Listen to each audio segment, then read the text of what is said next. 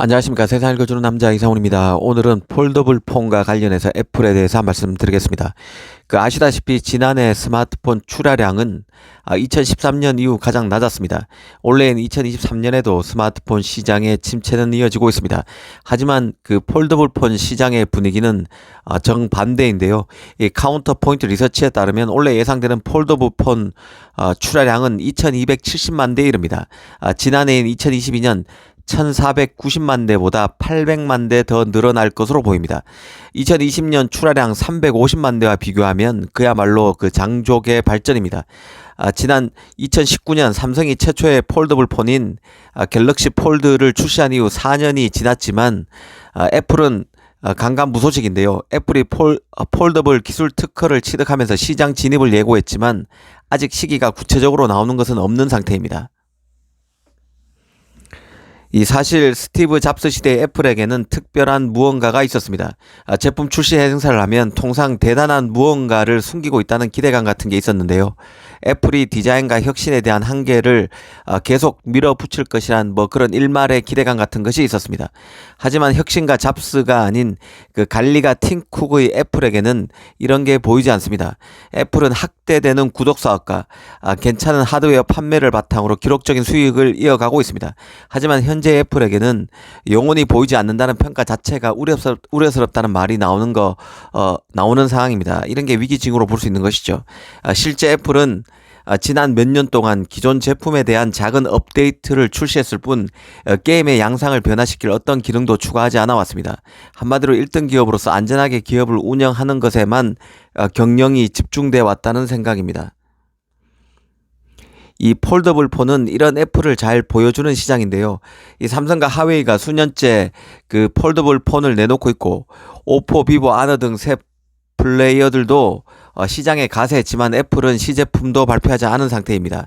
이 폴더블 폰은 스마트폰 시장 점유율 분포에 큰 변화를 이끌 수 있고 잠재적으로 지금의 폰 침체 현상을 바꿀 수 있는 매개가 될 수 있기에 천하의 애플이라도 지금의 행보는 좀 불안해 보이는 게 사실입니다. 물론 아직 폴더블 폰은 전체 스마트폰 출하량의 2%에도 못 미치는 비중에 불과합니다. 하지만 $1000 이상 초프리미엄 세그먼트에 한정해서 바라보면 얘기가 달라집니다.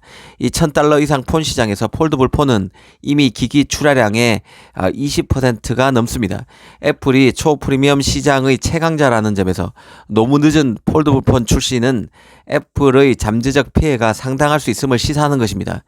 실제 애플의 강력한 경쟁자 삼성의 갤럭시는 지난해 전체 폴더블 폰 출하량 가운데 80% 이상을 차지했습니다. 애플 팬들은 애플의 폴더블 폰이 출시되면 그 제품을 구매할 가능성이 크지만 자꾸 제품이 지연되면서 갤럭시 폴드나 플립을 손에 쥐게 될 수도 있습니다. 더구나 폴더블 폰의 기술적 난제도 극복되고 있는 상황인데요.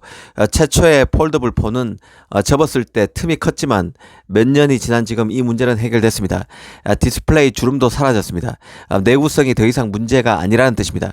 이 경쟁사들이 이런 문제와 디자인을 해결하는 동안 애플은 그저 기다리기만 하고 있다는 생각마저 듭니다. 이 시장에서는 애플이 2025년께 폴더블 폰을 내놓는다는 얘기마저 나오는데요. 하지만 2025년은 너무 멀죠. 이 과거만 해도 애플은 혁신의 대명사였습니다. 예전에 애플은 삼성의 휴대전화가 애플의 디자인 특허를 침해했다고 주장했었습니다. 이 때문에 많은 사람들이 삼성이 카피캣이라는 생각에 동의하기 시작했고 실제로도 일리가 있는 얘기였습니다. 하지만 이젠 달라지고 있습니다. 삼성은 폴더블 폼팩터로 어깨 변화를 일으키고 있습니다. 지금까지 폴더블 스마트폰은 삼성 엔지니어링 능력을 입증하는 제품으로 꼽힙니다. 그리고 스마트폰에 대한 인식을 넓히고 있습니다. 애플의 기술 혁신을 언제까지 볼 수 있을까요? 이제 VR로 다시 이전의 애플을 만날 수 있을까? 정확히 알기는 어렵습니다. 애플은 이 경쟁업체들의 고객을 빼앗는 것을 어렵게 만드는 일종의 해자를 여러 개 만드는 데는 성공하고 있지만 새 기술을 보여주는 데는 실패하고 있습니다. 그래도 애플은 애플인데요. 대단한 기업입니다.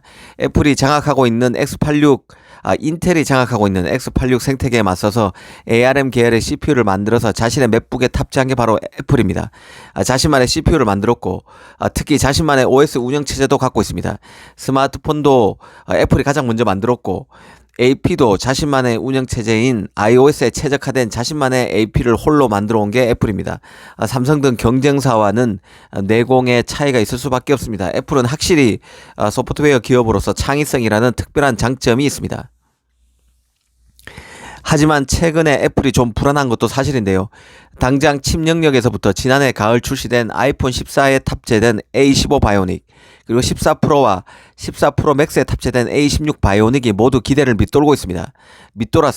그리고 자체 CPU인 M2 시리즈도 평타 수준이거나 여기에도 못 미치는 스펙에 그쳤습니다. 이 스마트폰을 잇는 새로운 IT 플랫폼으로서 복합 헤드셋도 불안합니다. 이와 관련해서 팀쿡이 내부 애플 개발팀이 얘기하고 있는 시간이 더 필요하다는 요구를 묵살하고 올해 헤드셋 출시를 강행하고 있다는 외신 보도도 나온 바 있습니다. 이런 가운데 급성장하고 있는 이 폴더블폰 시장에서는 애플의 명함조차 찾을 수 없는 상황입니다. 그래도 애플은 애플인데요. 애플이 폴더블 아이폰을 출시하는 순간 시장이 어떻게 바뀔지 예상하기는 쉽지 않습니다. 현재로선 애플이 폴더블 파티에 늦은 것만은 분명한 사실이지만 여전히 많은 사람들은 애플을 기다리고 있습니다. 애플이기에 그래도 믿어봐야 한다는 기대감이 적지 않습니다.